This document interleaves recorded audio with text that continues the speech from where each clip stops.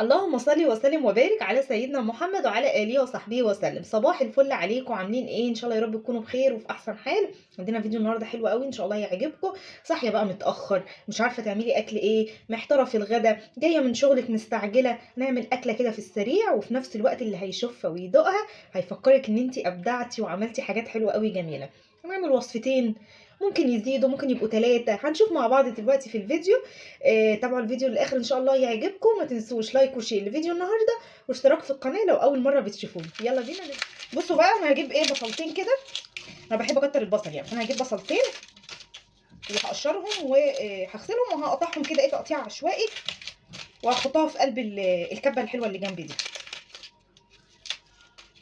سهله كده معايا.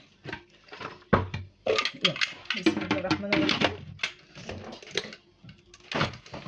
مش لازم الكبه يعني، ممكن انا ساعات بقطعها كده ايه على ايدي وخلاص، مش لازم الكبه خالص. يلا ما تركبي يا حاج. في ايه؟ تمام، بريك بتاعي. يلا بسم الله الرحمن الرحيم. بس كده احنا كده زي الفل، مش عايزه اكتر من كده.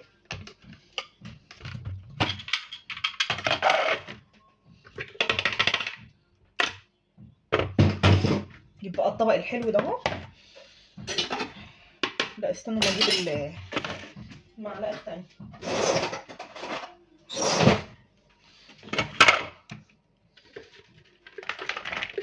هنزل بقى البصل ده. بصوا بقى خشن وكبير يعني، انا مش عايزاه صغير، عشان كده قلت لكم عادي ممكن نقطعه يعني على ايدينا. انا ساعات بعمل كده يعني، بس استسهلت بقى الكب. عايزه اقول لكم البصل حراق قوي وهعيط دلوقتي. لا حراق قوي والله. هتبله بقى، هحط ملح، حبه ملح كده مش كتير، ولو حبيت ازود بعد كده هبقى ازود.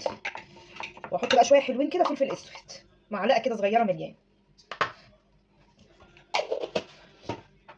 السر كله بقى معايا اللهم صل على النبي، الحبهان البودر. فانا عندي هنا ايه ده كده، لوري على حبهان، بجيبهم من عند العطار مطحونين كده مع بعض. تمام، بقول له يعني ايه، بدل ما اجيبهم ورق او خشنين بقول له ايه انا عايزاهم ناعمين، بيبقوا سهلين معايا. بس خلي بالكم بقى ايه، يعني بيبقى ريحتهم مركزه قوي قوي، فما بحطش منهم كتير يعني. انا حطيت منهم نص معلقه صغيره بس، مش اكتر من كده.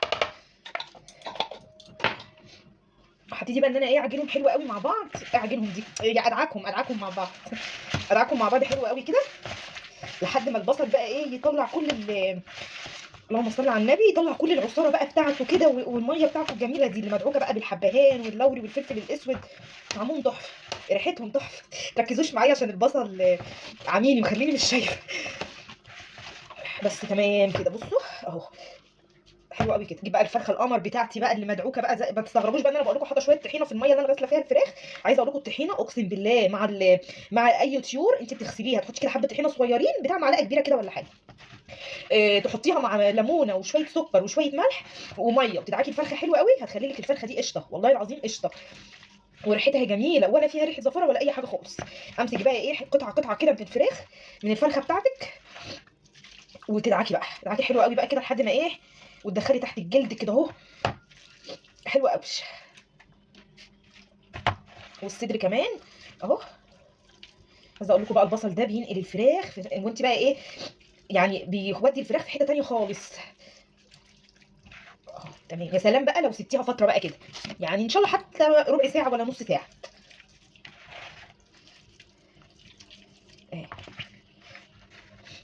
شمين الريحه، شمين الريحه وجمالها.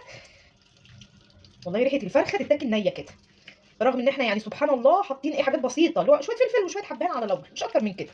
يلا حطي كمان الكبده والقناصه بتوعها. يلا اهو ادعكهم برده كمان بالخلطه دي اهو.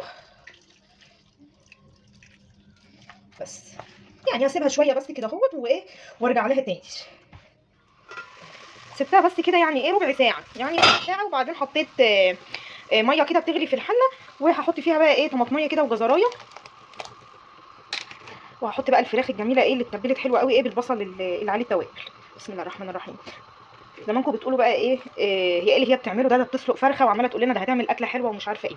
اصبروا بس على رزقكم كده، احنا هنعمل حاجه حلوه قوي دلوقتي. والفراخ دي رغم ان هي مسلوقه، انا سلقتها عشان بس عايزه الشوربه بتاعتها، لكن احنا هنشويها بعد ما نسلقها. هنعمل لها كده إيه طريقه حلوه قوي، هتتشوي زي المشويه واحلى كمان. ماشي، فانا هسيبها بقى ان هي تستوي.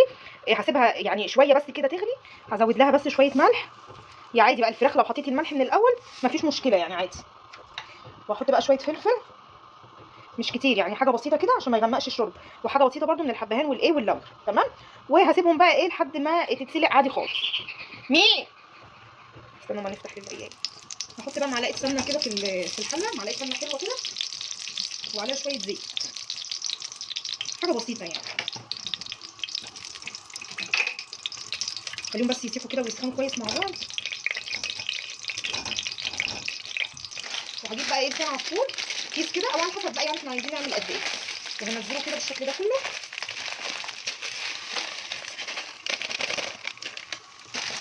وكيس شعريه، يعني حابه بقى ايه لسان العصفور اكتر، شعريه اكتر، على حسب بقى يعني. انا بحط ايه كيس وكيس، بس الشعريه بتفرق اكتر شويه من لسان العصفور. وهقلبهم بقى كده مع بعض. بسم الله الرحمن الرحيم. عشان نعمل بقى إيه يعني بديل للرز كده، حاجه بدل الرز كده والمكرونه تغيير، وفي نفس الوقت تبقى حلوه قوي وخفيف كده. يعني الشعريه مع لسان العصفور بيبقى طعمهم خفيف كده. انا عايزاهم بس ايه لونه يبقى لونهم ذهبي كده فاتح ولا حاجه، عشان لسه احط عليهم حاجات تانيه. خلاص اهو خد لون ذهبي حلو قوي كده. بشرت بقى بصلايه صغيره وعليهم فصين توم مفرومين، وهحطهم واقلب شويه بقى، يعني اقلب شويه لحد ما الشعريه ولسان العصفور يتطعموا كده ايه من البصلايه والثومه. هينقلهم بقى في حته ثانيه خالص. انا مهديه النار بقى دلوقتي عشان خاطر اللهم صل على النبي الشعريه ولسان العصفور ما يتحرقوش. يعني خلي بس النار هاديه كده شويه لحد ما يتقلبوا شويه كده ايه مع بعض.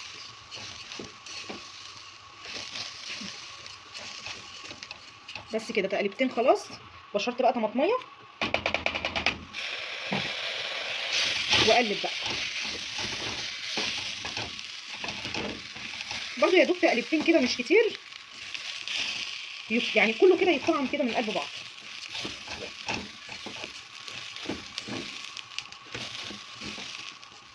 بصوا بقى شايفين الشوربه عامله ازاي، صافيه كده وجميله ومركزه. بصوا جمالها وريحتها بقى حلوه قوي. فرخه اهي بتستوي مع نفسها خالص. هاخد بقى هستغل الشوربه الحلوه دي وهاخد منها ازود بيها الشعريه ولسان العصفور، بس هصفي ايه البصل اللي فيها ده. بسم الله الرحمن الرحيم. لو ما عنديش شوربه بقى بحط ميه عادي خالص زي الرز، وبحط مكعب ماجي تديها طعم حلو برضه. بس بما ان بقى في شوربه واحنا بقى مظبطينها كده ومخليينها جميله ومركزه وحلوه، فهزود بيها.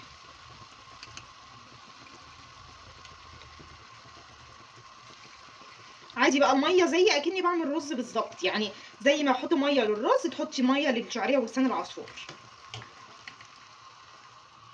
احط بقى شويه ملح بس مش كتير، علشان احنا كنا حاطين ملح في الشوربه زي ما انتوا ايه عارفين. واحط شويه فلفل اسمر بس كده حبه حلوين يعني. وخلاص كده كده احنا محيقين الشوربه ومظبطينها وزي الفل اهو. بس كده هسيبها بقى ايه، هسيبهم كده يتشربوا عادي خالص الشوربه دي زي الرز. بس هغطيهم طبعا.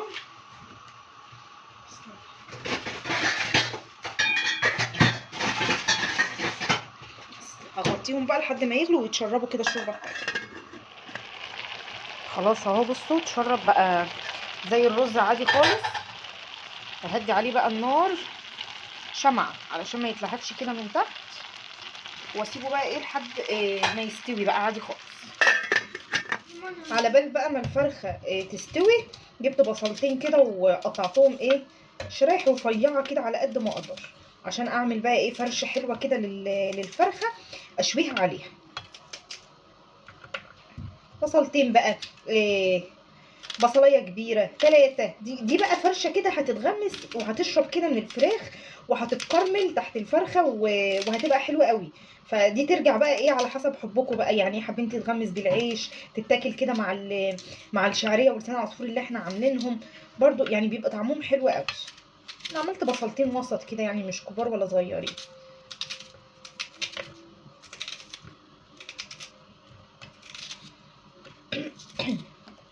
اختي البصله وقعت استنى اهي.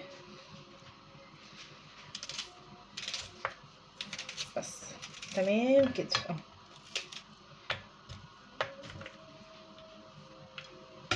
افكهم بس كده من قلب بعض وقطعت كده ايه شويه بقدونس هيدوني برده ريحه حلوه قوي.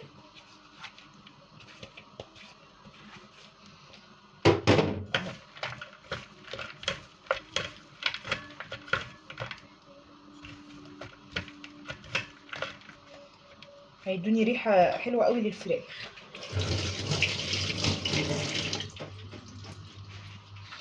هحط بقى بس ايه رشه ملح بسيطه مش كتير، عشان احنا طبعا الفراخ متحيقه حلوه قوي، بس علشان البصلايه دي تبقى يعني ايه ليها طعم، ما تبقاش دلعه كده.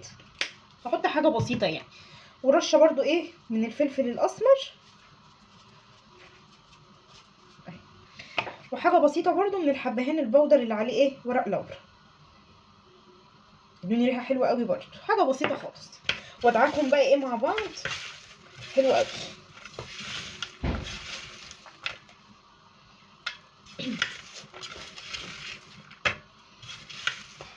وهسيبهم بقى كده لحد ايه ما الفرخه تكمل سواها. هي لسه بتتسلق على النار اهي، وعايزه اقول لكم ريحتها والله قلب المطبخ كله. البصل بقى لما اتدعك كده مع البقدونس والفلفل الاسمر والحبهان ريحته بقت جميله قوي برده. اوزعه بقى كده عشان الفرخه ايه اقول لكم هعمل فيها ايه واحطها ايه ازاي. خلاص اهي الفرخه استوت، استنوا اهي استوت وبقت تمام. هطلعها بقى واحطها فوق الفرشه اللي انا جهزتها لها دي، اللي هي البصل بالبقدونس بالتوابل اللي عليها دي اهي. بسم الله. مش بصفيها قوي من الشوربه لان عايزه شويه شوربه كده ايه فوق البصلايه، عشان تنزل عليها كده وهي في الفرن تتحرمش كده وتقرمش وتتكرمل كده. خلاص اهي. انا بحب الفراخ مستويه قوي تبقى طريه قوي كده اهي. بصوا شوربتها اللهم بارك جميله وريحتها حلوه قوي قوي.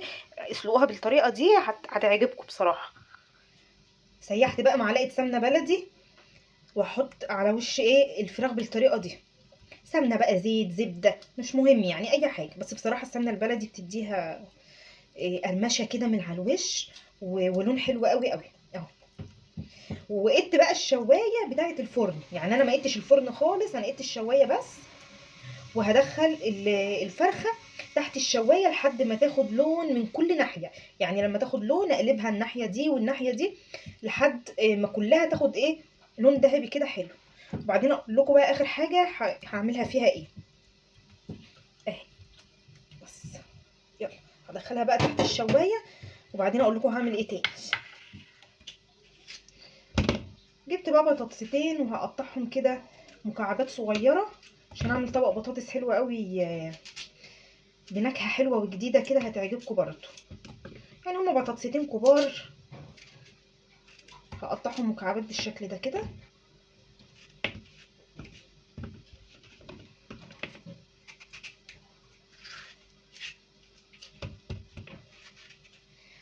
حطيت بقى طاسه كده على النار وعليها شويه زيت صغيرين يعني مش كتير اهو بس كده.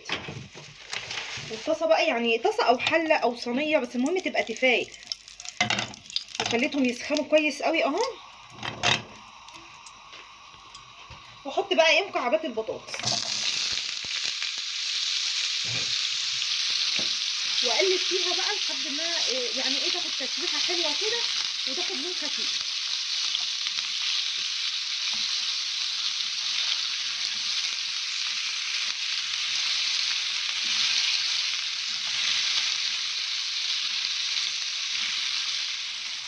تشويحتين بس كده اهي. بصوا تحسوا ان هي خدت لون على خفيف كده. انا معليه النار علشان تاخد صدمه كده زي ما انتم شايفين ولونها بدا يصفر شويه اهو. هحط عليها بقى يعني معلقه ثوم مفرومه صغيره كده.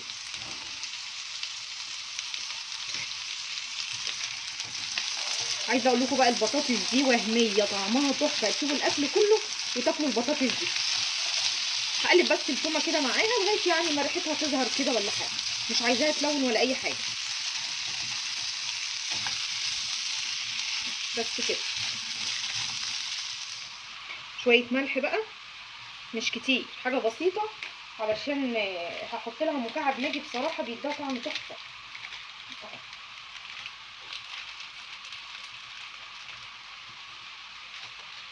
والبطاطس اصلا ما بتاخدش ملح كتير. حطيت برده شويه كزبره، شويه كمون، شويه فلفل اسود، بس كده. اقلب بقى. بصوا البطاطس تحسوا ان هي ايه، خدت حرمشه كده. بصوا اللون اللي فيها ده.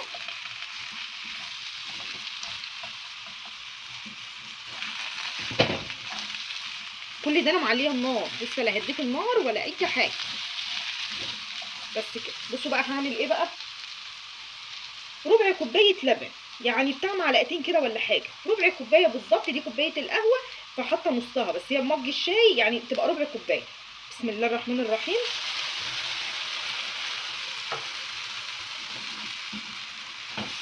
اقلب كله كده مع بعضه.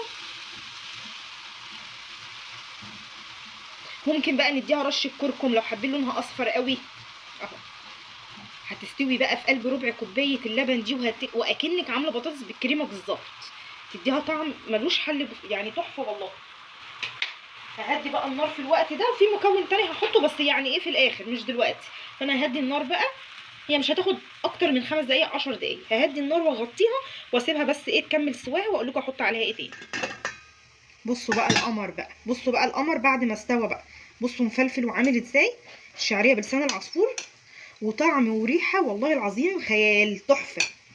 اهو بصوا فرفر، مش معجن كده ولا اي حاجه، ما بيعجنش اصلا ولا حاجه.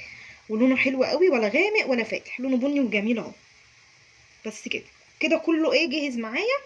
ناقص بس الفراخ بتاخد اللون تحت الشوايه وخلاص. بصوا بقى الفراخ طلعت اهي من الفرن، وهي لسه سخنه مولعه كده. بصوا اللون، انا هوريكم اللون من قريب دلوقتي. لونها مش باين كده خالص. هوريكم اللون دلوقتي. البقدونس والبصل اتكرملوا وريحتهم تحفه. والفراخ سخنه كده بسرعه قبل ما تبرد، خدت اللون الاحمر الجميل ده. بصوا رشه كاتشب كده على كل قطعه. عارفين انتوا بقى الفراخ السوري اللي بتبقى في المطاعم، هي دي.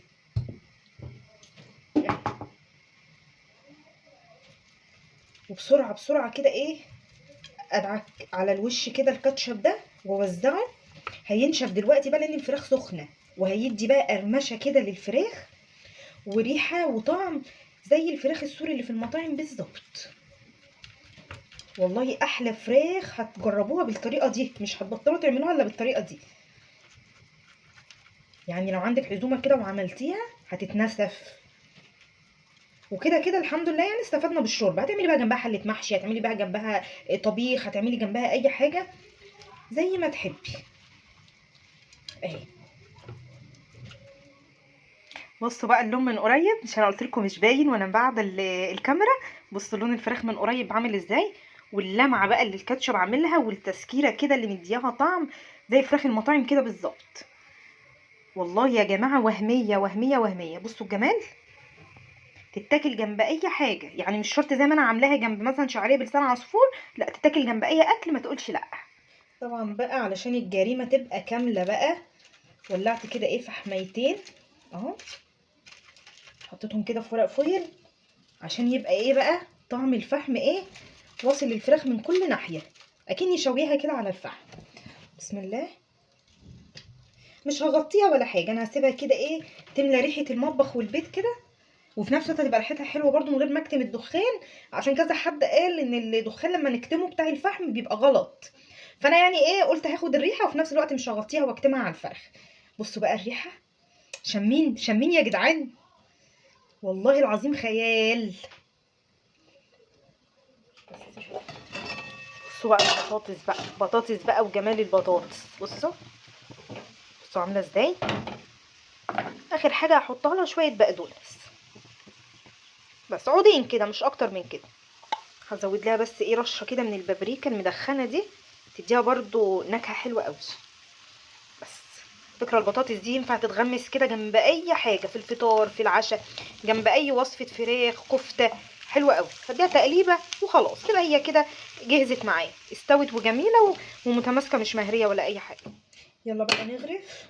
حطيت الفراخ في طبق، وادي لسان العصفور والشعريه. بسم الله الرحمن الرحيم. بصوا الجمال، هتحبوه اكتر من الرز بكتير.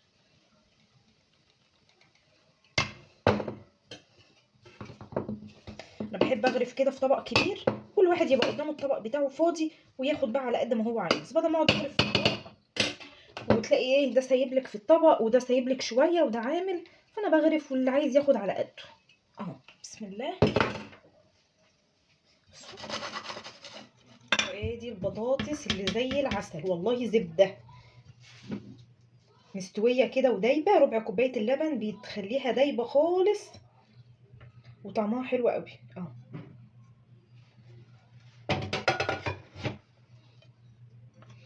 بصوا الجمال، كان نفسي تبقوا شامين الريحه بقى. ده بقى كان الاكل بتاعنا النهارده. بصوا الشعريه بلسان العصفور، وادي الفراخ اللي باحلى خلطه، ما خدتش معانا وقت زي ما شفتوا.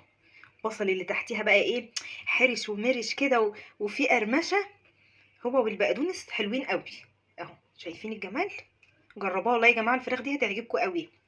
وادي البطاطس السكر، بصوا الجمال، هتحبوها قوي. انا بحب اعملها جنب اي حاجه. انا عايزه اقول لكم والله في الفطار كمان جميله، وفي العشاء حلوه قوي. كان عندي بقى لفت طلعته، وكان عندي برضو بتنجان، عشان كده ما عملتش سلطه ولا حاجه. انا كان عندي المخللات يعني في التلاجة، فطلعتها بتنجان المخلل اهو. وادي ايه اللفت وخلاص. والحمد لله رب العالمين، يوم وعدى الحمد لله على نعمة ربنا. يا رب الفيديو النهاردة يكون عجبكم وتاخدوا منه أفكار ولو أي فكرة بسيطة. ولو ما حطيتوش لايك بقى حطوا لي لايك وكومنت حلو زيكم، واستنوني إن شاء الله في فيديو جديد. بحبكم في الله، مع ألف سلامة.